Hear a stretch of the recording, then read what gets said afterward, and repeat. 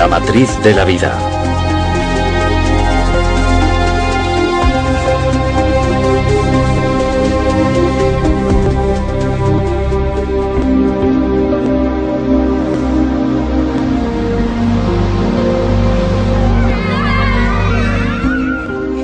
Dimitri, de 5 años, nació con parálisis cerebral. No hay cura médica para esta enfermedad. Cuando nació Dimitri, los médicos nos dijeron que seguramente nunca podría andar, que nunca sería independiente, que al tratarse de una enfermedad crónica, su salud sufriría secuelas de las que no se recuperaría nunca. No probamos otra alternativa.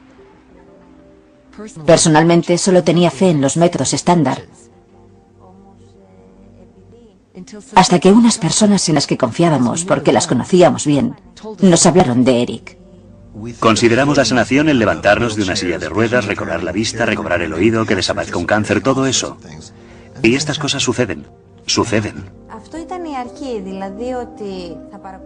En principio, la idea era tan solo asistir a un seminario que nos enseñaría el modo de ayudar a Dimitri en la familia.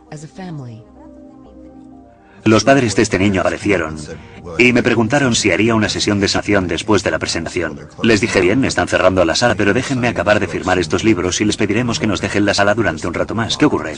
Y me explicaron que él tenía parálisis cerebral. Después de que acabara el seminario, se vieron por primera vez, durante muy poco rato, unos 10 o 15 minutos. En la parálisis cerebral se da algo muy común, y es que los pies, en vez de poderlos poner planos en el suelo, el talón se levanta. Así que su talón no tocaba el suelo, ya tenía programada la operación. Tenía que llevar aparatos. Para poder levantarse tenía que agarrarse a los muebles o a la ropa de alguien. Para poder bajar escaleras tenía que sentarse en los escalones y bajar los peldaños uno a uno. Y para subir debía hacerlo a 4 patas. Fuimos al escenario con Dimitri. Le subimos a una cama que había allí y le dijimos que estuviera tranquilo y que colaborara con Eric, que no iba a pasar nada que le incomodara.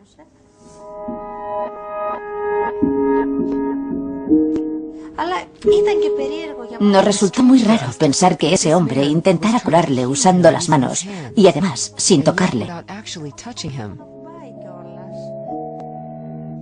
A los 4 minutos se levantó y no solo caminaba. Estaba saltando y corriendo.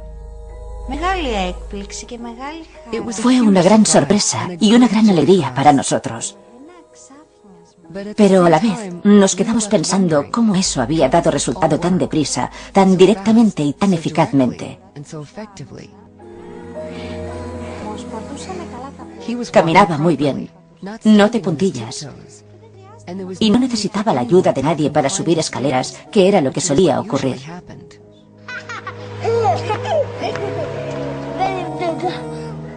Otros niños suben escaleras todos los días sin problema. Pero Dimitri no podía hacer eso. De modo que conseguir esas cosas era muy importante para él. Me lo volvieron a traer para otra sesión. Tenía una de las manos cerradas. Yo no lo sabía. Me miró y en griego me dijo, mira, puedo abrir la mano. Estaba perfecta. Me dijo, ya no me duele. Dijo, mira, puedo coger un vaso y beber yo solo.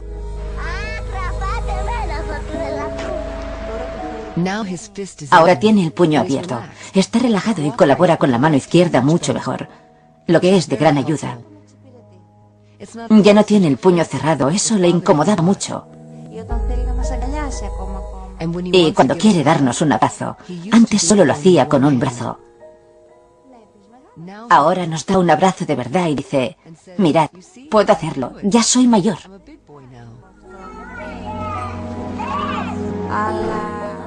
Obviamente, la mano aún no está bien del todo, pero junto con la mano izquierda sabe manejarse y no la descarta. Tal vez el aspecto más fascinante de la sanación reconectiva sea que se puede aprender. No me podía creer que esto fuera algo que se pudiera aprender. Creía que era algo que solo podía hacer Eric. No pensaba que yo también pudiera adquirir esa habilidad y ayudarte a ti, a mi vecino, a mi amigo. Pero en el transcurso del programa, enseguida constatamos con nuestros propios ojos que sí se puede aprender para ayudar a otros. Si ves el ejemplo en carne y hueso delante de ti, como nosotros vemos a nuestro hijo, entonces creo que sí, lo crees.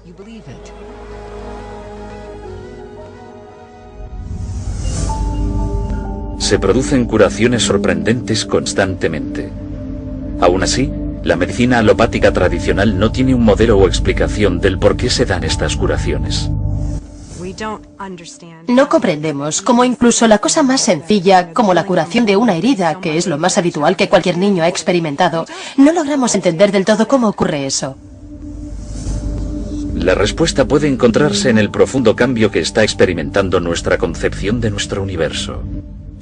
Prácticamente todas las culturas ancestrales y las culturas indígenas han considerado el universo como una unidad, como un círculo, y el hombre como centro de él.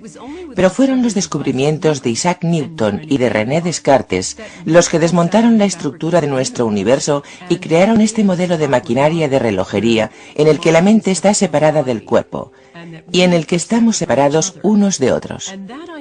Y esa idea de la separación es la base del pensamiento occidental.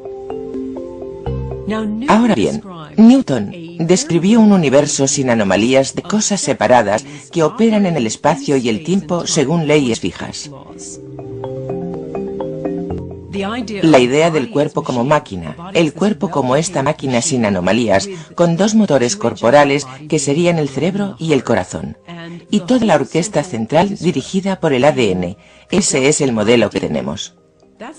Y creemos que los distintos procesos están localizados en ciertas partes del cuerpo. La mayoría de todo esto es incorrecto. El cuerpo está totalmente descentralizado. No hay un cerebro central en sí. El cerebro sería algo así como el receptor de una antena. Sería más bien un transductor de información, un receptor y un transmisor de información, pero no el almacén central de esa información. En nuestro mundo convencional de bioquímica y biología celular, nos centramos en una creencia newtoniana del mundo material. A lo largo de la historia de la ciencia, nos centramos en la realidad mecánica y hemos descartado el concepto de energía y de campos como información y biología. Esa es la perspectiva newtoniana que afirma, centrémonos en la materia, no prestemos atención a todo lo demás. Pero ahora nos estamos dando cuenta que la mente es un campo energético de pensamiento, que se puede leer con cables de electroencefalograma en el cerebro, o con un nuevo método aún más interesante llamado magnetoencefalograma, MEG. Mientras que con el electroencefalograma colocas cables en la piel y se lee la actividad cerebral, el magnetoencefalograma es una sonda en el exterior de la cabeza y lee los campos de actividad neuronal sin ni siquiera tocar el cuerpo. Así que básicamente indica que cuando estamos procesando con el cerebro, emitimos campos. De 1875 a 1920 hubo un gran avance en la bioquímica. Y fue entonces cuando se pensó que, como somos una máquina química, la solución es darle al cuerpo las sustancias químicas adecuadas y te mejorarás. Hasta cierto punto eso es cierto, pero al parecer esto no se puede aplicar a las enfermedades crónicas, es cierto a corto plazo. Por entonces se produjo una importante escisión intelectual en la física, porque el antiguo mundo newtoniano, el universo reloj, se estaba reforzando. Y unos cuantos excéntricos en Dinamarca, Alemania y en menor medida en Inglaterra desarrollaron la física cuántica y afirmaron que no funciona del modo que se decía que funciona. La cosa no es así. Y se encontraron muchas anomalías en la física que no podían explicarse. Y el resultado de esto fue que la idea antigua de un universo mecánico, donde todo ocurre por una razón concreta, debía descartarse. La física cuántica cambió nuestra percepción de la realidad hace más de 80 años. Sorprendentemente, este nuevo punto de vista aún ha de incorporarse en nuestro modelo de biología actual. El principal problema con el modelo biológico actual es que es reduccionista y mecanicista. Eso significa primero que intenta explicarlo todo en términos de pequeñas partes, en general moléculas, porque son los componentes más pequeños de los organismos. Y en segundo lugar intenta considerar el organismo como una máquina que funciona sencillamente en términos de física y química. Se supone que las reacciones químicas en el cuerpo son centrales, y la razón principal por las que ocurren, según la teoría actual, es por la colisión molecular, de modo que una molécula colisiona con otra y es así como contienen esta información y cómo tenemos una cascada de procesos químicos. Si pensamos en una célula cualquiera, una célula es como una piscina y las moléculas son como un par de pelotas de tenis en esa piscina. Y según esta teoría, una pelota de tenis debe encontrar otra pelota de tenis en esa inmensa masa de agua y hacerlo de forma instantánea. Y se supone que eso explica los millones de actividades instantáneas que tienen lugar en nuestro cuerpo a cada segundo. Y eso es absurdo. El sistema de control existente de la medicina moderna son las enzimas, las hormonas, no la conciencia, no las emociones, no el campo corporal. Todo lo que hay ahí como sistema de control son enzimas y hormonas. Y a nosotros esto nos parece poco acertado para explicar toda la magnificencia del comportamiento y las enfermedades humanas y todo eso. Es imposible.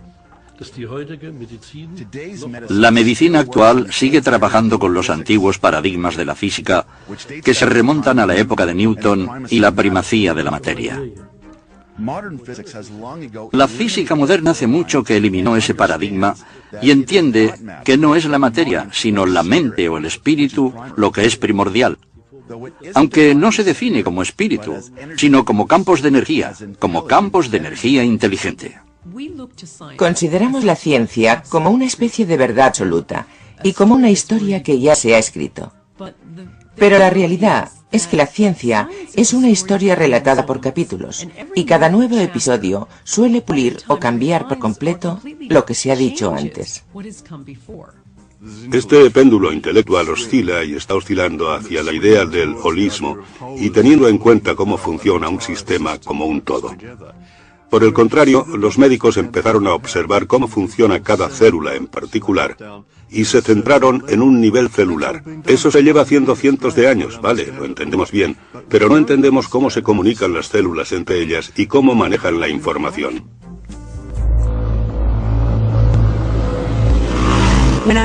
Cuando tenía 15 años tuve un accidente de moto muy grave. Iba en una moto en la que no debería haber ido. Y nos arrolló un coche que me provocó una herida muy grave en la pierna, en la que me dieron 66 puntos. En el momento del impacto, recuerdo claramente haber tenido una experiencia extracorpórea en la que mi conciencia vio a mi cuerpo salir por los aires para acabar en el suelo. Fue muy impactante cuando, digamos, que volví a mi cuerpo. Eso me demostró que quizás mi conciencia no solo está en mi cerebro, sino que es algo más amplio que eso. Entonces me enfrentaba a unas secuelas muy graves. Comentaron la posibilidad de tener que amputarme parte de la pierna.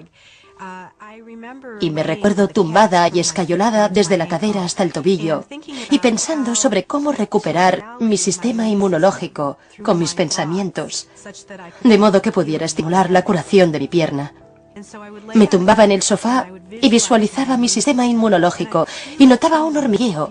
Sentía como mi pierna se estaba curando. Y yo no procedía de una familia de médicos. No sé de dónde saqué esa idea.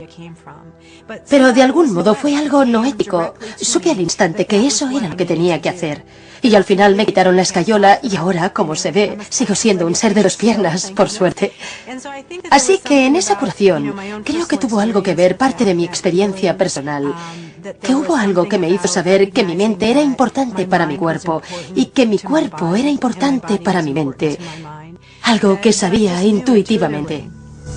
Mente, intención, creencia. ¿Pueden influir estos factores en la curación? Si crees que tienes una enfermedad incurable, si tú mismo lo crees, tienes razón. Si crees que tu problema se puede curar, entonces también tienes razón. Todo depende de tu intención. Cuando pensamos en la intención, nos preguntamos qué es y qué papel desempeña la intención en la curación.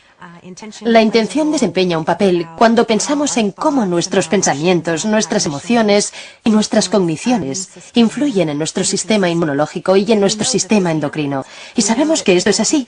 Sabemos que las personas que sufren de mucho estrés, por ejemplo, tienen una capacidad menor para que sus sistemas inmunológicos funcionen bien.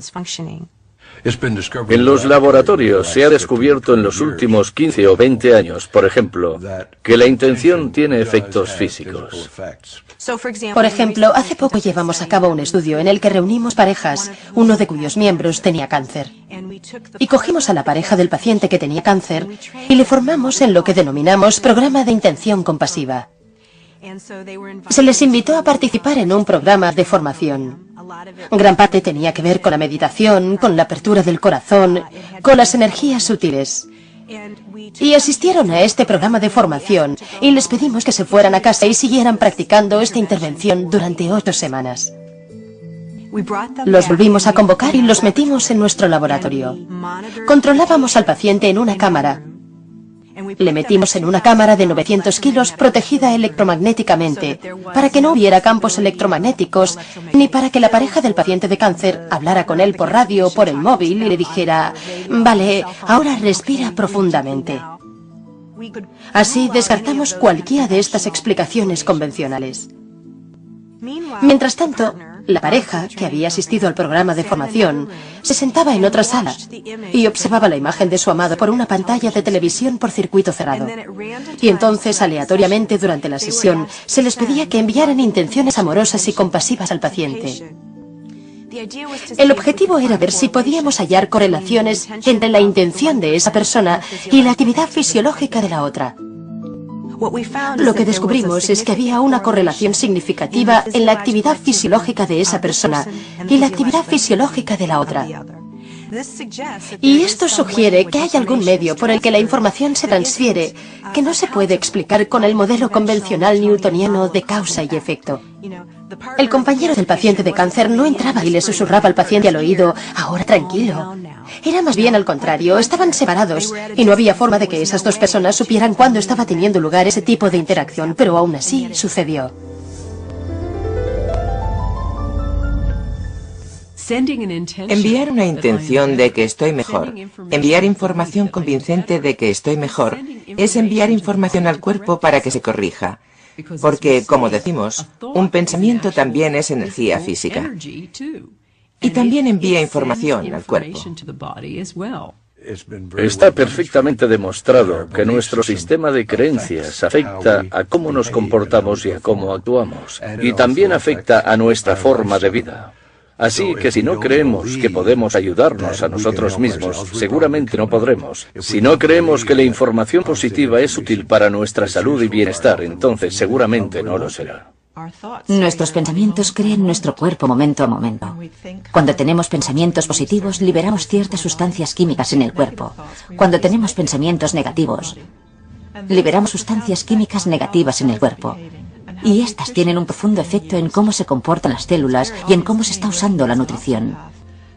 Para mí está claro, al ser osteópata, que el estrés que las personas albergan en su cuerpo tiene distintos patrones según cómo estén pensando. Tal vez el aspecto más esencial de la curación sea creer en la modalidad que usamos y ser positivos de algún modo. Se ha comprobado que creer en un sistema de medicina es crucial para que sea eficaz. Yo le decía a gente que tenía cáncer, tras investigar sobre las limitaciones de cosas como la quimioterapia: no hagáis quimioterapia, solo funciona el 9% de las veces. Ya no hago eso. Y el por qué no lo hago es que considero que la propia creencia es la medicina más poderosa del cuerpo. Y si crees que algo va a funcionar, sea lo que sea, te funcionará. Hubo un estudio en Houston sobre algunos pacientes que iban a operarse de la rodilla por artritis. La mitad sí que se sometió a una operación para que le solucionaran la artritis. A la otra mitad se le sometió a una operación falsa. Sencillamente les abrieron la rodilla y luego la cerraron sin hacer nada. Después de 3 años de seguimiento, descubrieron que ambos grupos de pacientes afirmaban no tener dolor. Así que los pacientes a los que no se les había hecho nada también decían no tener dolor. Su artritis había desaparecido. Ha habido otros estudios para comprobar si hay alguna diferencia entre ir al gimnasio y pensar que vas al gimnasio. Y en este estudio seleccionaron a un grupo de personas y a la mitad la enviaron al gimnasio a trabajar sus bíceps y a la otra mitad la dejaron sentarse en el sofá y pensar en que iban al gimnasio y que desarrollaban sus bíceps. Y aún así, afirmaron que esto tuvo un gran efecto en el grupo que se limitó a sentarse en un sillón. Los sedentarios desarrollaron los bíceps, así que el cuerpo no puede distinguir entre la acción y el pensamiento, y esto se ve clarísimamente con el efecto placebo. La medicina occidental tradicional suele atribuir la curación espontánea o milagrosa al efecto placebo. Pero, ¿qué es exactamente el efecto placebo? El efecto placebo consiste en que una creencia que tiene una persona puede invalidar su biología. Es tan profundamente importante que la ciencia ha reconocido que al menos 1/3 de todas las curaciones, incluidas las de con fármacos y cirugía y otras intervenciones alopáticas, 1/3 de todas las curaciones no tiene nada que ver con el procedimiento, sino con el efecto placebo. Si una persona cree que el procedimiento la va a curar, se cura pese al hecho de que quizás la pastilla era una pastilla placebo o la operación era una farsa y no era real. Y esto es tan importante porque está claro que 1/3 de todas las curaciones ocurren sin que nadie haga nada salvo tener un pensamiento positivo. Y lo que me interesa como biólogo y antiguo catedrático en una facultad de medicina es cómo podemos hablar del efecto placebo durante unos 15 minutos en un curso de farmacología y luego ignorar totalmente la relevancia de los pensamientos y de los procesos mentales en la biología durante el resto del curso de medicina. De modo que nuestros médicos no están usando el efecto placebo de forma eficaz, ni siquiera están estudiando el efecto placebo, y ahora mismo podrían reducirse los gastos sanitarios a 1/3 con solo usar el efecto placebo. Es hora de que empecemos a cambiar de óptica y de que nos centremos de verdad en cuál es la naturaleza del placebo. ¿Cómo es posible que cojamos una sustancia inerte, algo que no tiene capacidad medicinal, que se sepa potencial, y que esa sustancia inerte no solo pueda crear cambios fisiológicos en el cuerpo, sino, de algún modo, sea capaz de desencadenar todo un torrente de reacciones en un sistema muy complejo, de tal modo que afecte al hígado, los riñones o los pulmones? Ese es un gran misterio y no lo entendemos, y debe hacerse mucho más al respecto. Diría que lo que la medicina llama efecto placebo es sin duda un efecto que se crea a través de campos de energía. Como solemos decir, si se cree en eso, entonces funciona. Eso es cierto, pero no pensamos en cómo hacemos eso a diario. Si, por ejemplo, queremos ver la RTL, una cadena de televisión alemana, entonces apretamos el botón de la RTL, que implica que nos alineamos con la frecuencia en la que la RTL se puede recibir. La RTL siempre está presente, pero si no nos centramos en ella, entonces no la recibiremos. Así que cuando quiero ver la RTL, debo centrarme en ella, debo buscarla. Y con esto es lo mismo. Cuando me centro en algo con mi mente, la información sigue a esa atención. El efecto placebo es otra forma de hablar de la capacidad de autocuración del cuerpo. Y todo aquello que libere más de eso será un sistema mejor. Yo estaba desesperada por tener hijos. Ese fue uno de los motivos por los que me divorcié. Yo quería hijos, mi marido no quería.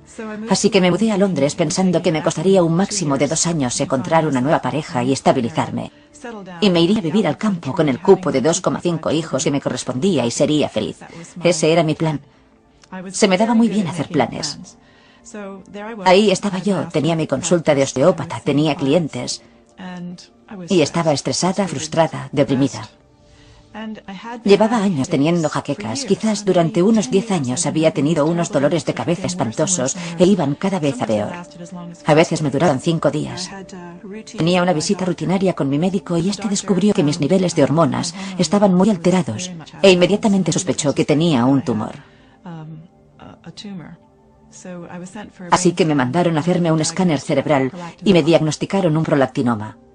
Fue un shock tremendo, tremendo, de repente, y al principio pensé, qué injusto. Fui a la biblioteca médica y empecé a informarme cuanto pude sobre este tumor. Y cuando descubrí que provocaba esterilidad pensé, esto es tan irónico. Todas las células de mi cuerpo decían, quiero hijos. Y de algún modo yo había creado un tumor que me impedía tener hijos. Debía de haber algún motivo para ello. Debía de haberlo. Era demasiada coincidencia, pensé. Me entró mucha curiosidad. Gracias a mi formación en medicina alternativa, decidí tratarlo con métodos alternativos en vez de recurrir a los fármacos ortodoxos o a la cirugía. Ariel decidió usar la programación neurolingüística o PNL para tratar su tumor. Me dediqué a profundizar mucho en la PNL. Hice el nivel de maestría. Llegué a mi casa y me sentía completamente inspirada respecto a lo que podía hacer. Empecé a entender de veras en qué consistía la PNL.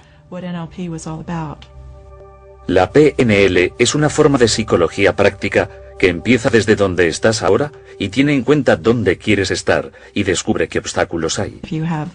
Si tienes jaqueca durante 5 días, como yo, y quieres llegar al final sin tener un tumor, el viaje para ir del punto 1 al punto final es lo que se empieza a explorar con la PNL.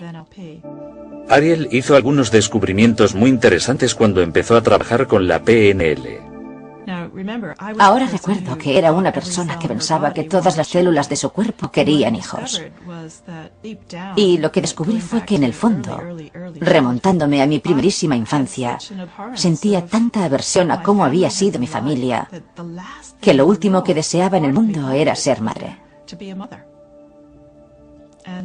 Y esto me sorprendió sobremanera. Yo había creído desear una cosa y en realidad una parte inconsciente de mí iba en una dirección completamente opuesta. Y cuando comprendí los motivos por los que no quería hijos y en qué se basaba eso, pude librarme de ello y permitir que todo fuera como debía ser. Y al menos entendí por qué me había creado una vida que seguía ese camino. Un día me oí a mí misma gritándome dentro de mi cabeza, y esa vocecita decía, estoy tan harta de esto, solo quiero librarme de esta pesadilla, quiero librarme de este tumor. Y me quedé paralizada mientras escuchaba esa voz dentro de mi cabeza y pensé, uff, hay mucha ira ahí, mucha frustración, me estoy autoagrediendo. Si estoy atacando a mi tumor pensando que quiero librarme de él, eso es algo homicida. Eso no puede curar. Y nunca había visto la curación de ese modo. Y me di cuenta de que todos mis pensamientos consistían en hacerlo desaparecer. Eso es un conflicto interno enorme. Y decidí analizarlo más detenidamente. Y pensé, vale, ¿qué sería lo contrario? Ha de ser la aceptación. Me dije a mí misma, bueno, ¿qué pasaría si aceptara este tumor? Y esto ocurrió varios años después, pero fue sin duda un punto de inflexión para mi curación cuando me di cuenta de que mi tumor me había conducido a un viaje que yo nunca había planeado. Me había enseñado cosas que nunca me planteé aprender. Había cambiado mi profesión, había cambiado mi perspectiva, había aprendido muchas cosas sobre mí y sobre otros. Entendí cosas que nunca había entendido. Había conocido gente estupenda, maravillosa de todo el mundo. Gente de todo el mundo me había apoyado. Y me percaté de que me quería mucho más. Y pensé, vale, veo que este tumor no ha sido malo del todo. ¿Y si está aquí con alguna finalidad? Porque hasta ahora me ha servido de mucho. Así que si está aquí por algo y sigue aquí, quizás aún sigue habiendo una finalidad. ¿Qué ocurriría si le diera permiso para quedarse toda la vida? 6 meses después de darme cuenta de esto y haber llegado al punto de aceptar la presencia de mi tumor, me hicieron unos análisis de sangre y fui a ver a mi especialista. Y para mi sorpresa, mis niveles de hormonas eran totalmente normales. Y cuando mi médico los vio, me dijo, vaya, esto es increíble. Yo pensé que habían cometido algún error, que los resultados del análisis no estaban bien o algo así. Le dije, ha pasado mucho tiempo, ahora soy mayor, quizás mis hormonas han cambiado. Y él exclamó, no, eso no puede ser. Dijo, esto solo puede significar una cosa, tu tumor ha desaparecido. Y dijo, tienes un gran mérito. No sé qué has hecho, no sé qué has estado haciendo, pero debo decirte que llevo visitándote 10 años y no eres la misma persona que eras hace 10 años. Eres completamente diferente.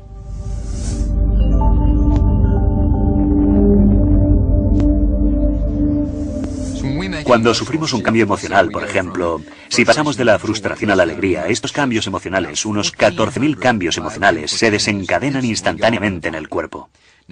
Si pensamos en el transcurso de un día, todas las emociones que sentimos, los altibajos, la multitud de tesituras emocionales que tienen lugar a través de nuestras percepciones durante un día, comprobamos que las emociones crean montones de cambios en nuestra fisiología. De modo que tiene mucho sentido empezar a prestar atención a la dieta emocional, además de la dieta física. Esa es una de las claves para tener mejor salud y, sin duda, para ralentizar el proceso de envejecimiento. Las emociones negativas intensas solo nos degeneran. Los estados emocionales positivos nos regeneran. Es algo matemático. Sintamos más amor, más comprensión, más agradecimiento y nuestra salud tendrá más ocasión de mejorar y seguir así.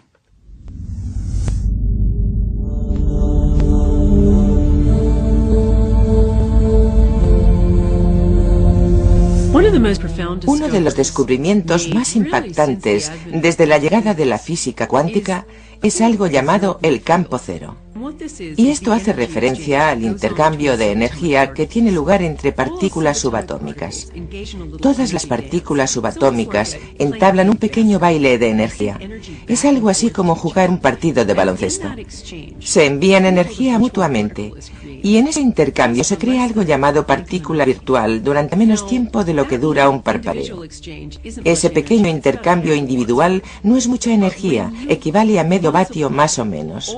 Pero si multiplicamos todas las partículas subatómicas que realizan este intercambio de energía en todas las cosas, en todo el universo, el resultado es una cantidad de energía inconmensurable, toda ella en el espacio vacío, como un telón de fondo con sobrecarga.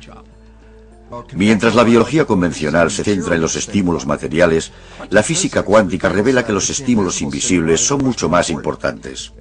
Hay una cita sencilla de Albert Einstein que da sentido a esto, y la cita dice: el campo es el único organismo que gobierna la partícula.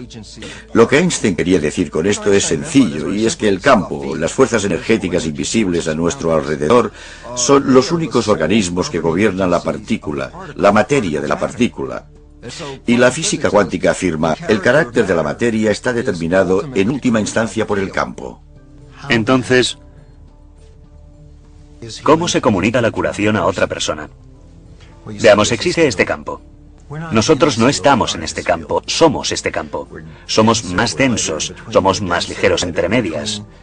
Algunos dicen, somos más ligeros cuando tenemos forma física y somos más densos entre medias. Sea cual sea el aspecto, somos puntos en este campo de energía, de luz, de información. Accedemos a este campo constantemente.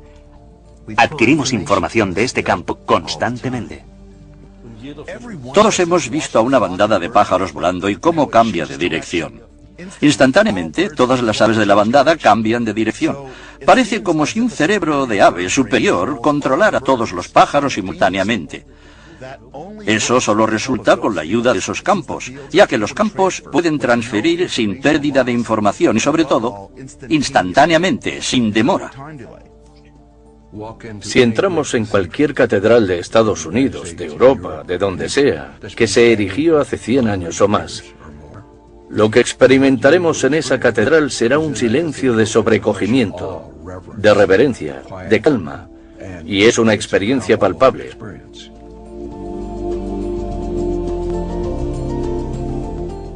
¿Por qué esto es así?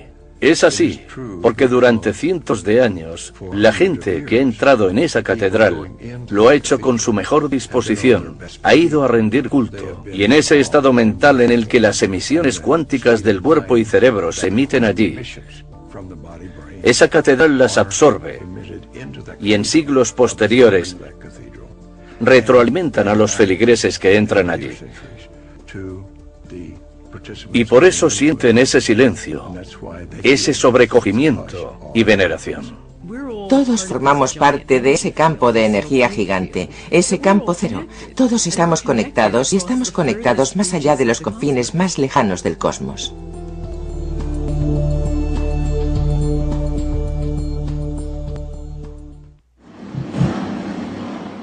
Fijémonos en una patinadora sobre hielo. Hay cosas que hace que son inexplicables en términos de impulsos nerviosos. Los impulsos nerviosos y las reacciones químicas son demasiado lentos como para explicar las sutilezas de la vida. Incluso ahora mismo, si miramos los libros de texto de psicología, medicina o biología, e intentamos averiguar cómo funciona el sistema nervioso, nos enfrentamos a la discontinuidad del sistema. El sistema nervioso lo forman neuronas que transmiten impulsos eléctricos y químicos por todo el cuerpo. Si medimos los impulsos del sistema nervioso, veremos que algunos van a 320 kilómetros por hora, mientras que otros van a 3 kilómetros por hora. Y creo que esos son los reflejos del dolor, que son muy lentos. Como el cerebro o cualquier otra parte del cuerpo pueden coordinar el sistema nervioso y todos los movimientos. Cuando esos impulsos están viajando a velocidades tan diferentes, es un problema imposible. Si eres bailarín, por ejemplo, te mueves en 3 dimensiones y te mueves en el tiempo. ¿Cómo es posible que una persona coordine todos esos pasos de baile? Es una incógnita. Esto parece imposible con el modelo contemporáneo del sistema nervioso. Necesitamos una teoría del campo para explicar cómo el sistema nervioso, en toda su complejidad, puede coordinar todo lo que tiene lugar en el cuerpo. Ahora sabemos, al estudiar la actividad del sistema nervioso, que el cerebro puede empezar a lanzar impulsos sincrónicos en diferentes zonas del cerebro prácticamente al instante. La importancia de la coherencia de estos impulsos que empiezan a lanzarse cuando la conciencia está funcionando es cuando los científicos observaron con qué rapidez podemos coordinar estas distintas zonas que se estaban centrando a la vez, que la coherencia de esa descarga era más rápida que la capacidad física de las células para comunicarse de una zona a otra. Básicamente, estos resultados revelan que el cerebro está comunicando a un nivel más superior que a través de la transmisión física de los nervios. Nuestro cerebro tampoco funciona de la forma en que nos enseñaron en el colegio. El aprendizaje no está aquí, la memoria no está aquí, el habla no está aquí, esto no está ahí, esto no está allá. Estos aspectos están diseminados por el cerebro y accedemos a ellos desde el campo. Es como si hubiera una amplitud de banda de información con la que siempre estamos conectados, aunque no siempre conscientemente. Entendemos que el cerebro no tiene localización concreta para ciertas cosas. Nadie ha podido averiguar dónde está la memoria, por ejemplo. Y Karl Pribram realizó unos estudios asombrosos hace años, estudios espantosos, en los que enseñaba a ratas ciertos recorridos y luego empezaba a destruir sistemáticamente el cerebro de las ratas. Y descubrieron que por mucho que se redujera su cerebro, las ratas quizás tuvieran problemas motores horrorosos, pero seguían una y otra vez recordando el recorrido. Y a raíz de eso, Pribram comprendió que no se puede afirmar que la memoria tenga una localización concreta, que no está tan confinada. Y en realidad, mucho más allá, que la memoria quizás no exista dentro del cráneo en absoluto, sino en algún lugar en el campo. Y en consecuencia, en vez de tener un sistema localizado, centralizado, es más bien un paradigma en el que el cuerpo es una interacción. No es algo que acaba aquí, es algo que acaba ahí fuera. Y que hay una interacción entre nosotros y el entorno, entre nosotros y el campo en todo momento. Yo tenía un problema en un riñón que me descubrieron con una resonancia magnética. Los médicos querían operarme, hacer una biopsia, y yo dije, no, no lo haremos. Yo tenía un sanador, Adam, un joven en Vancouver, que está desarrollando sus dotes como sanador. Él quiso trabajar en ello. Durante un mes trabajamos en ello una vez a la semana. Por medio de una simple fotografía, Adam puede percibir el campo corporal de una persona a través de una imagen holográfica. Ve zonas donde el flujo de energía está bloqueado, lo que indica enfermedad o lesión. Por medio de su intención para curar, manipula la energía y la información para eliminar esos bloqueos y permitir al cuerpo que cambie. Volví para hacerme una ecografía un mes después del diagnóstico. El radiólogo examinó los datos y dijo, sea lo que sea que esté haciendo, siga con ello. El problema en el riñón es más pequeño y está desapareciendo. Volví 3 meses después de aquello, y luego en 2003. Después de eso, tras un periodo de sanación de menos de 6 meses, me volví a hacer otra ecografía, y el problema había desaparecido por completo. Todo volvía a ser normal. Casi todas las sanaciones que he practicado con él han sido a distancia. Y no parece... La distancia no parece afectar en absoluto, lo que sugeriría de nuevo que estamos ante un fenómeno cuántico. El sanador estaba en Vancouver, Columbia Británica, y yo estaba en Florida, la mayor distancia posible con los Estados Unidos. Y seguí experimentando con diversos modelos de sanación para diferentes cosas con distintas personas. Pero el mecanismo es siempre el mismo. Hay información que se transfiere, y también parece haber una transferencia de energía que es palpable. Parece ser que nuestro cuerpo está conectado con el campo. Pero ¿cuál es el mecanismo para esta intercomunicación? ¿Cómo puede darse esta conexión? Una posible respuesta: el biofotón. Los biofotones son emisiones débiles de luz que emanan de las células de todos los seres vivos. Sabemos que enviamos información con emisiones de biofotones porque personas como Fritz Popp han descubierto que enviamos pequeñas corrientes de luz. Empezamos a buscar esos fotones. Supe desde el principio que no debían de ser de mucha intensidad. Pero estaba claro que esos fotones estaban en todas las células internas. Para detectar los biofotones, el profesor Popp y sus alumnos necesitaban un fotomultiplicador que fuera tan sensible como para ver una vela a 20 kilómetros de distancia. Cuando un organismo vivo se coloca delante de un detector de fotones, la luz emitida por las células se puede observar. Empezamos con plántulas de pepino y después con otras. Y todos los sistemas vivos que colocábamos en ese instrumento mostraban una emisión muy débil de fotones. El profesor Popp sugiere que estas emisiones de biofotones pueden estar controlando nuestro metabolismo corporal. Las moléculas no pueden regularse a sí mismas. Deben de tener un campo. Así que los fotones deberían ser los portadores de la información, lo que es necesario para regular el metabolismo. Estos biofotones crean una red dinámica y coherente de luz dentro de nuestro cuerpo. Nuestro cuerpo está constantemente emitiendo luz en forma de biofotones. ¿Son estos biofotones el mecanismo de control del cuerpo? ¿Acaso no es esa la función de nuestro ADN, nuestros genes? Los genes no controlan nuestra biología. Cuando encontramos enfermedades recurrentes en una familia, como el cáncer, enseguida estudiamos el historial genealógico y señalamos a todos los receptores de este cáncer en la familia. Y al instante decimos, mirad, la genética, esto es común en la familia, así que debe de haber genes cancerígenos. Lo que no se ha tenido en cuenta es un estudio muy interesante que revela que cuando los hijos son adoptados en una familia que tiene cáncer, los hijos adoptados desarrollarán el cáncer con la misma propensión que un hijo biológico en esa familia. Pero lo interesante es que el niño procede de una genética completamente diferente, que ni siquiera tiene ese cáncer. Así que entrar en la dinámica familiar, que es donde se aprenden las percepciones, las creencias y actitudes, es lo que determina el cáncer, no la genética con la que nace alguien. Hay una nueva rama de la genética conocida como la epigenética, que hace referencia a la influencia del entorno en la expresión genética. Los epigenetistas han descubierto que la información dentro de cada célula, aquello que la pone en marcha y que cambia las cosas, no está dentro de las células, sino en el exterior. Las señales tienen lugar fuera, en el entorno.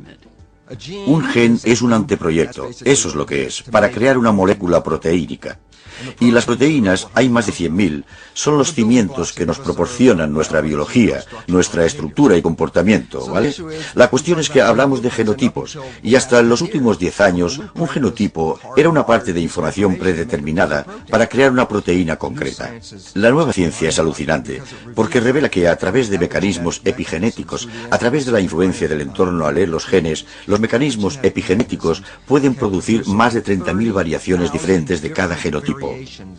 Y de repente, cuando empiezas a reconocer eso, te das cuenta de que tenemos potenciales completamente ilimitados. Y esto es un gran cambio de una creencia de que los genes eran deterministas. Ahora los genes son posibilidades.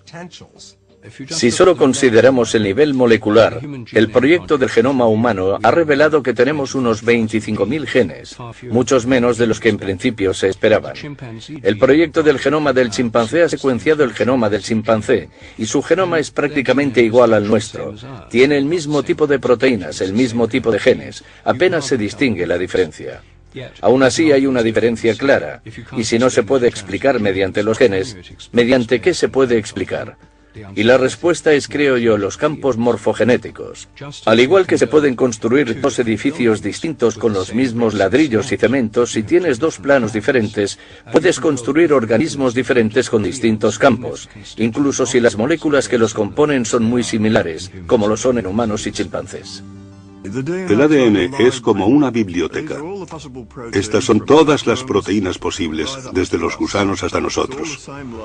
Es la misma biblioteca, pero debes saber qué libro sacar de la biblioteca. Este es el gran problema de la genética. Tratar de explicar cómo el cuerpo sabe qué libro sacar de la biblioteca genética. Y creemos que el campo corporal es el que decide qué información se extrae del ADN.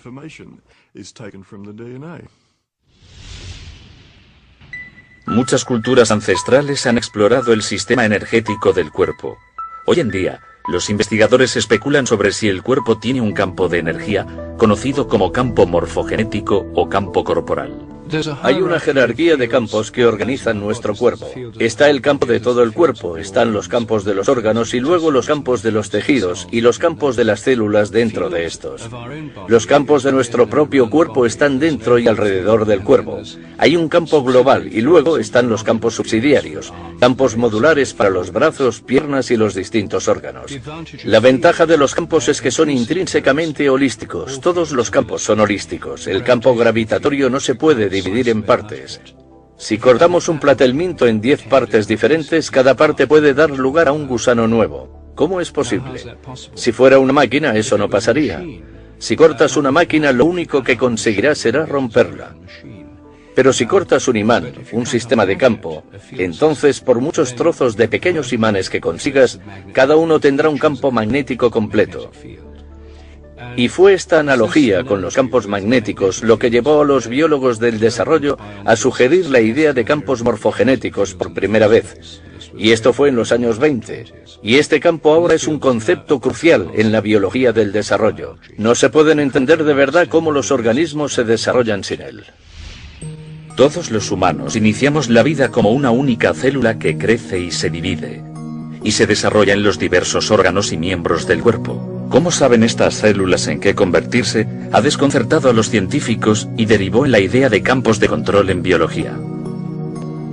Ya hemos descubierto que hay distintas partes del campo corporal, algunas de las cuales se relacionan con los músculos y el tejido conjuntivo.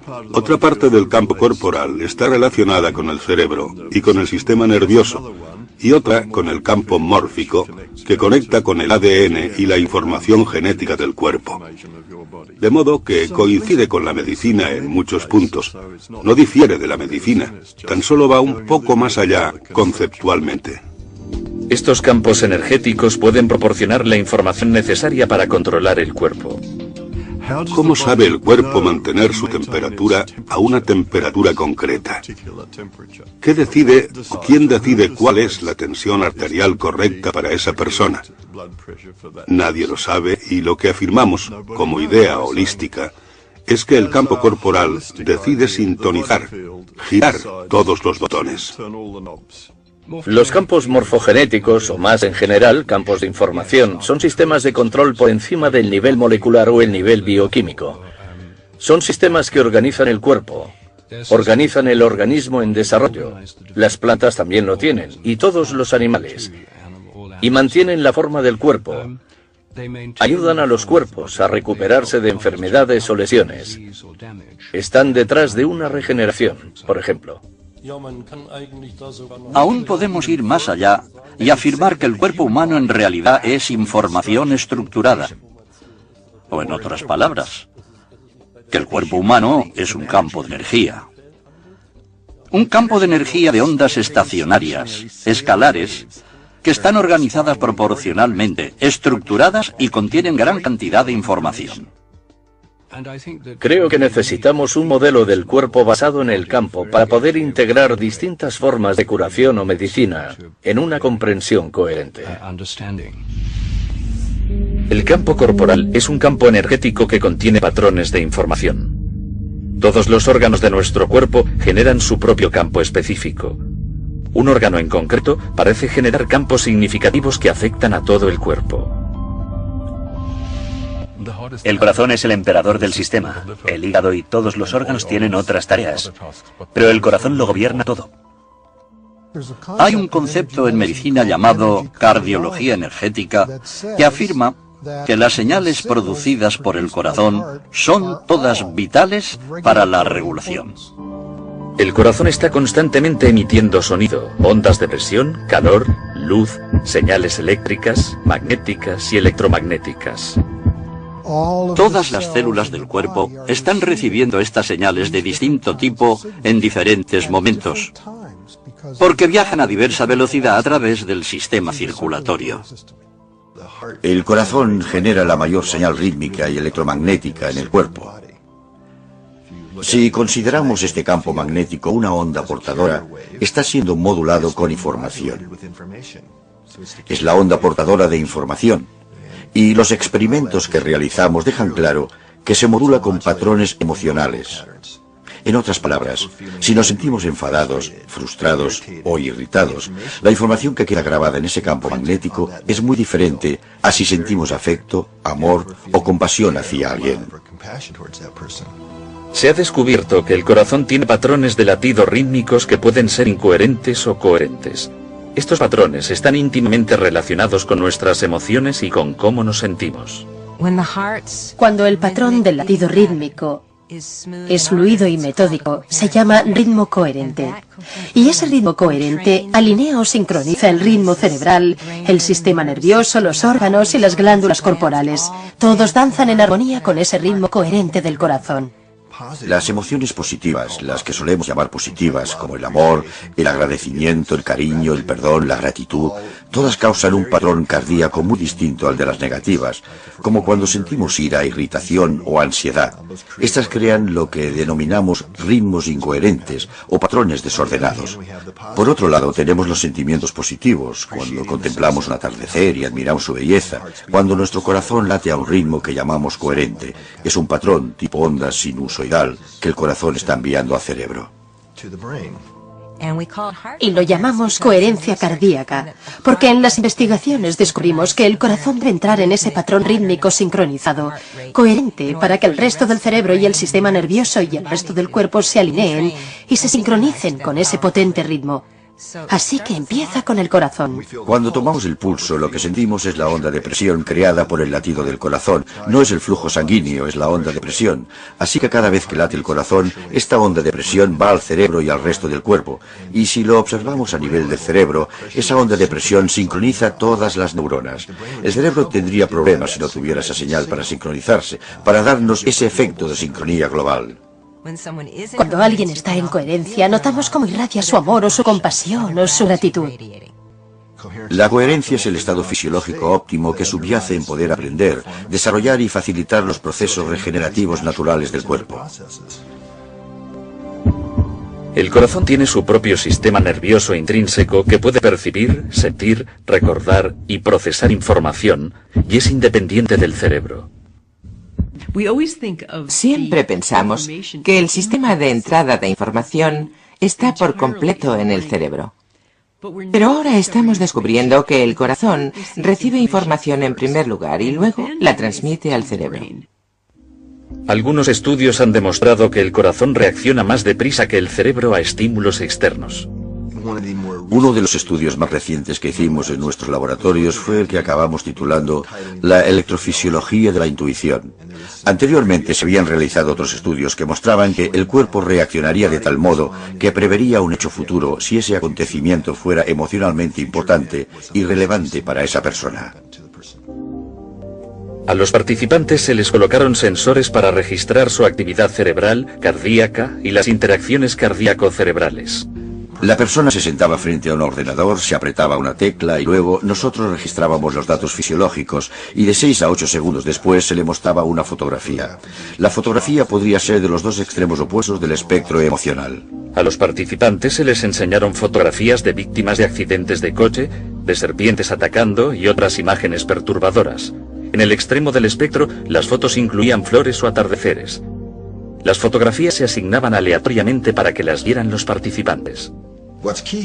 La clave aquí está en que el ordenador asignaba la fotografía y qué tipo de fotografía después de que los datos ya se hubieran registrado. Así que era imposible que el investigador supiera de antemano qué fotografía sería. Ni siquiera lo sabía el ordenador. Los resultados fueron sorprendentes. El cuerpo reaccionaba incluso antes de que apareciera la fotografía. Descubrimos no solo que el cuerpo reaccionaba antes del estímulo, antes de ver la fotografía, como si la predijera, sino que era el corazón el que reaccionaba primero. La respuesta del corazón no solo era más rápida, sino que la señal que enviaba al cerebro variaba dependiendo del contenido emocional de la fotografía. Al observar las señales que el corazón enviaba al cerebro, vimos que el corazón mandaba distintos mensajes al cerebro dependiendo de la siguiente foto que fuera a aparecer. Después se veía una reacción cerebral, después una reacción corporal, que era cuando se hacía consciente. Así que el flujo de esta información intuitiva es corazón, cerebro, cuerpo. Después ha de haber una reacción corporal para que seas consciente de ella. Lo que revelan estos experimentos está cambiando nuestra concepción básica de cómo funciona el cuerpo humano. Parece como si el corazón y luego el cerebro tuvieran acceso a un campo de información no limitado por el tiempo y el espacio. Esto hace referencia a la holografía cuántica o física cuántica, y eso ya lo sabíamos. Por fin estamos empezando a hallar el modo de demostrar que si tenemos un sistema energético o electrónico, y que es fundamental, que no está limitado por el tiempo y el espacio. El corazón está conectado a un campo de información e inteligencia que es diferente, pero complementario al campo del cerebro. Está muy claro que estas neuronas en el corazón y el cerebro tienen memoria a corto y largo plazo. Procesan información. Es un cerebro funcional. Otros investigadores especulan sobre si el corazón puede ser el órgano matriz para grabar información en el campo del cuerpo. Hay muchos tejidos neurales en el corazón. Y creemos que el tejido neural está ahí para actuar como impresora para el holograma. El campo corporal holográfico está continuamente provisto de información a través de las ondas de presión del corazón. En el corazón hay una gran cantidad de carga. Las ondas de presión en presencia de esta carga dentro de la cámara del corazón bastan para imprimir información. Si el corazón está transmitiendo o imprimiendo información, debe de haber un modo por el que las células del cuerpo reciban esa información. Hay células proteínicas receptoras en el exterior de la célula que están allí para recibir información del entorno. ¿Cómo me irá hoy? ¿Qué pasa ahí fuera? ¿Qué quiere el cuerpo que haga a esta pequeña célula hoy? ¿Me entiende? Debe de haber comunicación intercelular, pero debe de haber una fuente para que pueda haber un sistema de control para el cuerpo.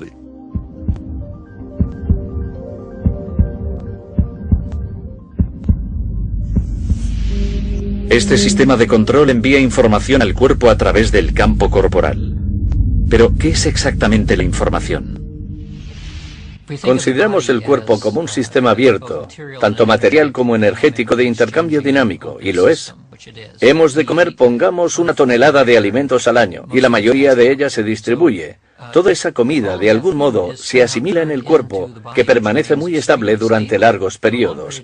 Una persona no cambia mucho durante unos 40 años siendo adulto. La gente nos reconoce enseguida, aún 40 años después, porque la estructura básica del cuerpo no cambia, aunque tras un breve periodo de tiempo no nos quede ni un solo átomo igual en el cuerpo. Todos han cambiado y han desaparecido. Y esta es la hamburguesa que me comí ayer. Y dentro de 3 semanas esto será una zanahoria que me comeré mañana, etc. Es un sistema muy dinámico y aún así sigue igual.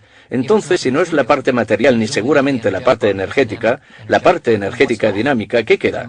Debe de haber algo así como un patrón de información que lo une todo. Muchos científicos que buscan nuevas alternativas sugieren, y así lo han demostrado, que somos un sistema de información. Y no está localizado completamente en nuestro cuerpo, que accedemos a la información del campo constantemente. El cuerpo parece estar continuamente conectado con información, dentro del mismo y con información del campo. El cuerpo siempre busca sistemas coherentes. Busca intercambio de información entre todas las células que tiene, de modo que todas las células sepan qué pasa. Hay un sistema de información inmenso, y algunas personas dicen que la enfermedad es sencillamente una carencia en el sistema de información. Y supongo que tienen razón.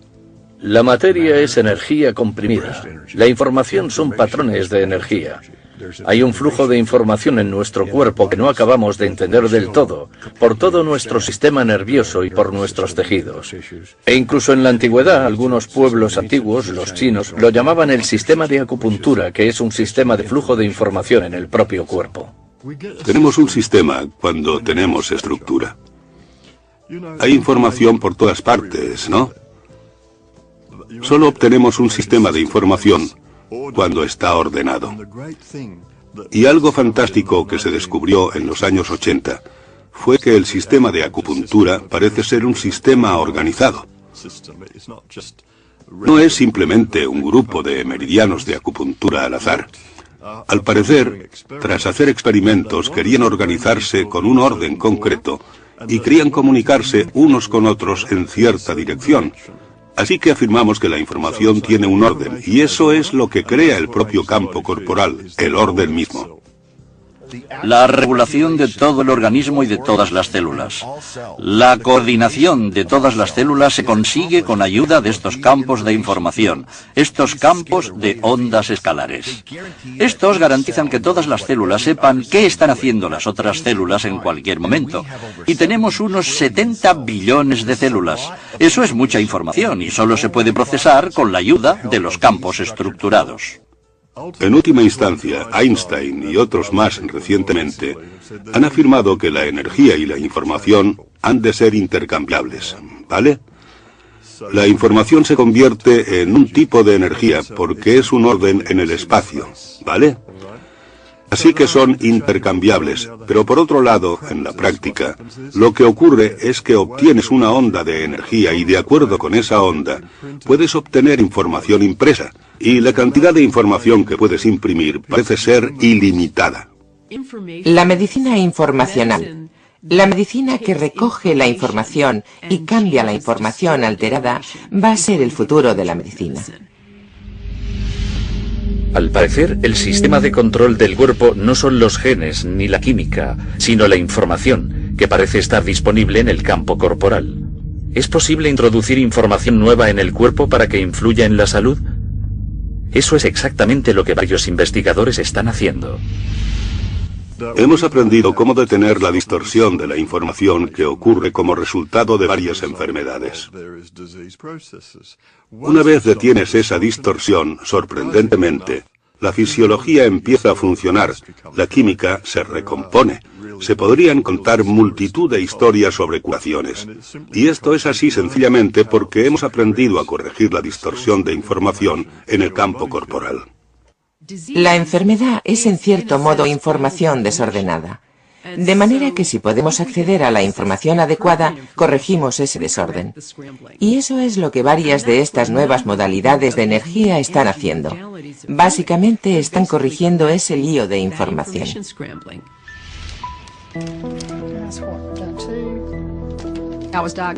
A mí me diagnosticaron cáncer de tiroides cuando tenía 20 años. Y como consecuencia de ello, me tuvieron que operar y me extirparon toda la glándula tiroides, salvo una cuarta parte. Desde entonces, he tenido que tomarme una hormona sintética para obtener la hormona tiroidea que necesitaba. Unos años después me diagnosticaron el síndrome de fatiga crónica y algunos años después fibromialgia, y claro está, cada vez estaba más y más enferma. Mi marido tenía que sacarme de la cama si quería levantarme. Tenía que darme de comer, incorporarme en la cama y darme de comer. Empeoró hasta el punto de que yo tenía que bañarla y llevarla de la cama hasta el baño y cosas de ese tipo para que pudiera salir adelante en un día cualquiera. No sabían qué hacer con ese tipo de enfermedad. Más o menos me dijeron que debía vivir con ella. Yo no podía ayudarla. Y por muchas cosas que me dijera, lo que le doliera o lo mal que se encontrara o que le pasara, yo no podía ayudarla, ni tampoco nadie más, o eso creíamos. Mi médico al final me dijo, Vanessa, verás, ya no sé qué hacer por ti en este punto. Lo único que puedo hacer es recetarte fármacos para aliviarte un poco. Pero te aconsejaría que fueras a esta nutricionista. Y quizás ella te pueda ayudar a ver qué puedes comer, o al menos a que puedas empezar a obtener nutrientes de algo.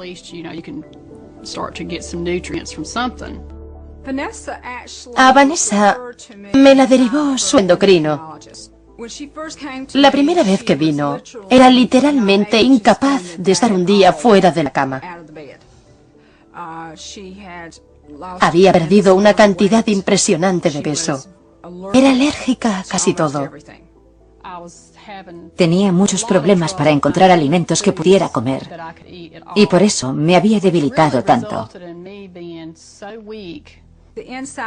Tenía el interior de la boca lleno de úlceras. En los labios tenía varias llagas, pero no de las que salen cuando estás resfriado. Y tenía el pelo estropajoso y se le caía. Lo primero que hice fue la prueba de nutrienergética. Este sistema está diseñado para determinar las áreas de distorsión en el campo corporal. Al cuerpo se le proporciona información nueva al ingerir gotas en las que se ha grabado un patrón de información. Empecé dándole las dosis que le habría recetado a un niño, porque sus campos de energía eran muy débiles. Así que empezamos con mucha cautela. Una mañana me desperté, tras haberme visitado con Débora durante unos 2 meses, y sentí algo que jamás había sentido. Y supe que esa era la solución. Y me sentí tan bien que me eché a llorar. Me senté en la cama y lloré, y lloré, y lloré. En unos 6 meses alcanzó un nivel de energía en el que el cuerpo estaba empezando a transmitir mensajes con mayor eficacia. Con cada paso que íbamos dando, ella mostraba cambios sorprendentes en su salud. Desde el punto de vista de un hombre del sur, típico de campo, así me crié yo, al principio me sonaba cosa de magia, ¿sabe? Y tenía mis dudas y me costó aceptarlo un poco, pero ahora veo que es maravilloso. De veras que lo es. Ahora estoy lo bastante sana como para poder volver a llevar una vida que considero normal. Porque ahora puedo limpiar mi propia casa, puedo cocinar, incluso puedo trabajar en el jardín, hasta puedo lavar el coche. Puedo hacer cosas que jamás pensé que podría volver a hacer otra vez. Ha dado un cambio de 180 grados, un cambio total. De veras que sí. Lo cierto es que no sé cómo explicar lo diferente que me siento. Es como si hubiera muerto y hubiera resucitado. Y nunca pensé que volvería a sentirme así otra vez. He recuperado mi vida. He recuperado mi vida y es magnífico.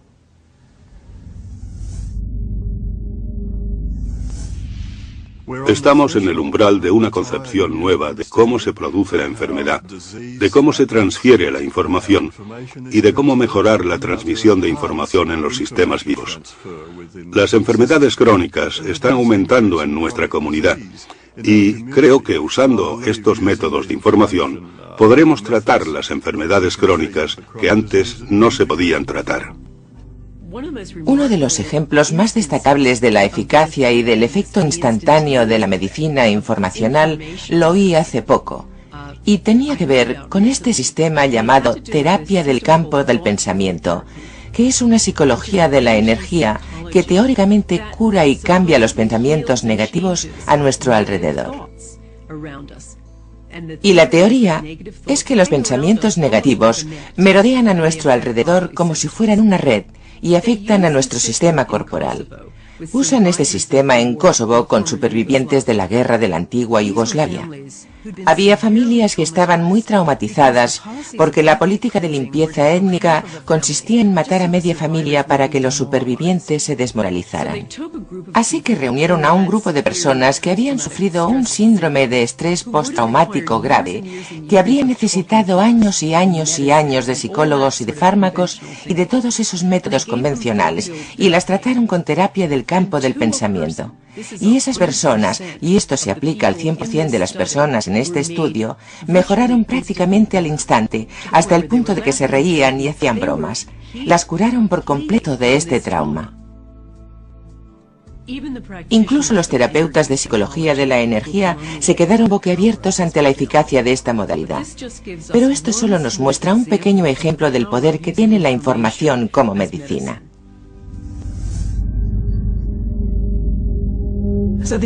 Lo más importante es que las personas se responsabilicen de su salud. Que no piensen que viene de fuera o que otra persona se la puede proporcionar. Y al hacerse totalmente responsables, eso puede implicar empezar por elegir qué pensamientos van a tener, para que puedan adquirir un buen estado mental, el estado mental que propiciará la curación. Una de las cosas fundamentales que debemos cambiar en el futuro de la medicina es el centrarnos en el gen como si fuera la solución a todas las enfermedades. Si tenemos en cuenta lo que están descubriendo los epigenetistas, entenderemos que el gen está subordinado a este sistema exterior de información y que hemos de centrar la atención en la información en vez de en los genes, ya que es en lo que hemos de indagar. Tenemos que encontrar sistemas de información que regulen lo que va mal.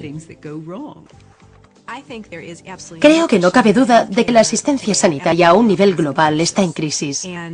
Y es una crisis de significado, es una crisis de economía, es una crisis de liderazgo. Y es una crisis de nuestros modelos, de entender lo que promueve o facilita la curación. Hacemos cosas como si estuviéramos en guerra contra el cáncer. Intentamos destruir organismos invasores. Es un modelo bélico de salud y enfermedad y de cómo tratar la enfermedad. Y el cuerpo, en realidad, no quiere pasar por eso. Hemos de aprender de otras culturas, de otras tradiciones, de las observaciones de los distintos tipos de sanadores que ahora están trabajando en nuestra propia cultura. Hemos de sacar provecho de la ciencia moderna y usarla para integrar otras tendencias actuales. Lo que debemos hacer es fomentar una revolución que cambie nuestro modelo orientado en centrarse en la enfermedad a uno centrado en la curación. Y cuando empecemos a hacer esto, estaremos receptivos ante una variedad de factores diferentes que pueden facilitar o mejorar la capacidad de curación natural. Podemos afirmar que la revolución ya ha comenzado. Y no solo lo creo yo. Hay investigadores por todo el mundo que piensan lo mismo y que han estudiado datos que ya podemos incorporar en estas ideas nuevas del campo corporal. Pero ahora creo que contamos con una teoría científica viable para cómo el cuerpo almacena y accede a la información. Así que la revolución médica está en nuestras manos.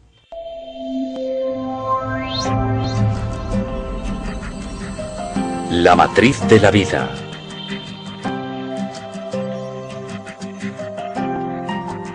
Demetrios Abramidis sigue moviéndose con mayor libertad y alegría. Ariel Essex sigue viviendo sin su tumor cerebral.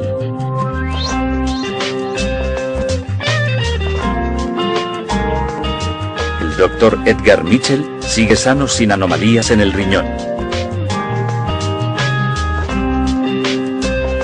Vanessa Stone sigue viviendo sin los efectos del síndrome de fatiga crónica.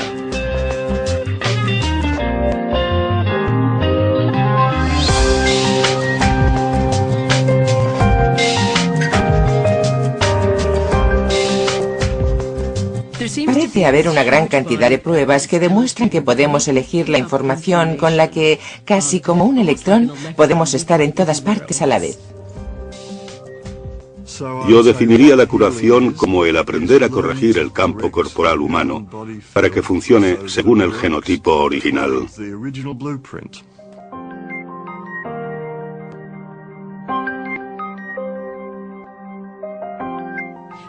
En última instancia, lo que me gustaría ver es un cambio de un modelo centrado en la enfermedad a otro centrado en la curación, y reconocer que la curación es un profundo misterio y que tenemos mucho que aprender. Y en vez de dar por hecho que tenemos las respuestas, estar abiertos a la posibilidad de que hay nuevas cosas por descubrir para mejorar la condición humana.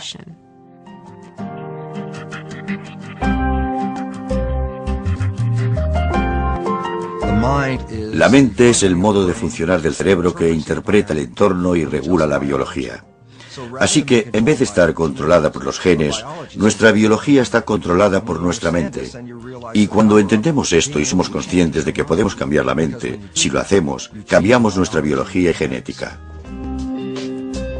Si alguien está enfermo, no quiere saber si la pastilla X funciona mejor que un placebo en un estudio doble ciego. Lo que quiere saber es cuál es el mejor tratamiento.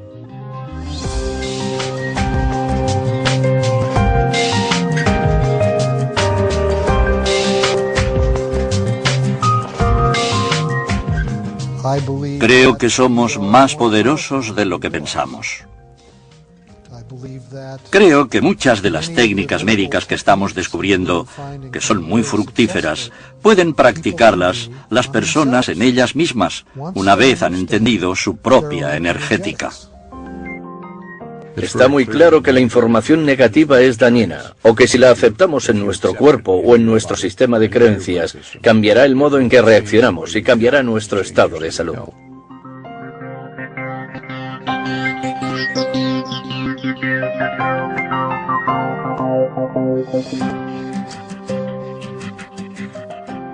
Gracias al trabajo de William Tiller y otros, hemos descubierto que cuando empezamos a trabajar con la sanación reconectiva, se libera gran cantidad de, creo que él la llama energía termodinámica libre, y sabemos que si esto solo fuera energía o solo energía sanadora, en lugar de la reconexión, para que se liberara toda esta cantidad y para que este cambio se diera en la gente, haría falta que la temperatura de la habitación subiera por encima de 300 grados centígrados. Lo que obviamente no ocurre, porque estamos accediendo a algo nuevo y diferente.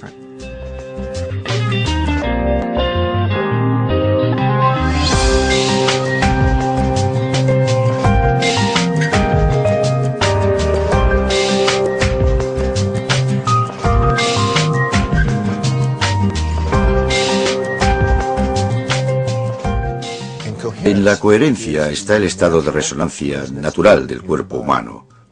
Es decir, nosotros, como humanos, tenemos una frecuencia de resonancia, ¿vale? Y es también lo que denominamos estado coherente.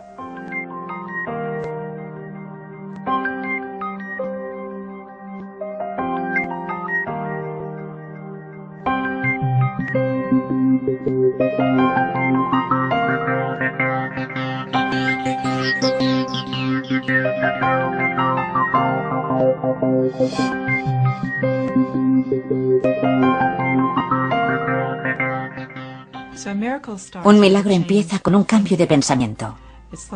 Es como cuando yo cambié mi forma de pensar en mi tumor y decidí que era mi mejor amigo y mi guía, en vez de que fuera lo peor que me había pasado en la vida. Ese fue el milagro. Cuando le di el permiso para quedarse el resto de mi vida, ese fue el milagro. La gente cree que es el resultado final, pero no es el resultado final. Es el cambio de pensamiento lo que causa un estado interior totalmente diferente.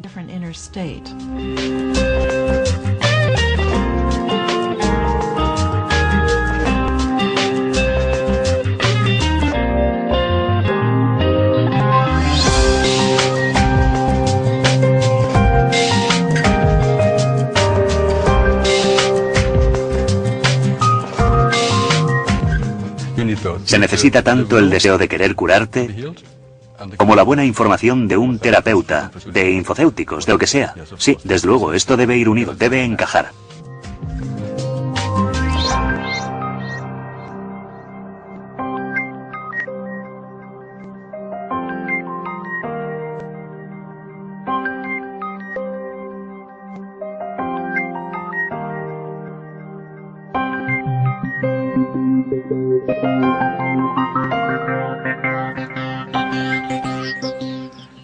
La curación es restaurar los mecanismos de autorreparación del cuerpo. Y eso es lo máximo que como médico se puede alcanzar, poder ayudar a tus pacientes a que restauren sus propios mecanismos de recuperación.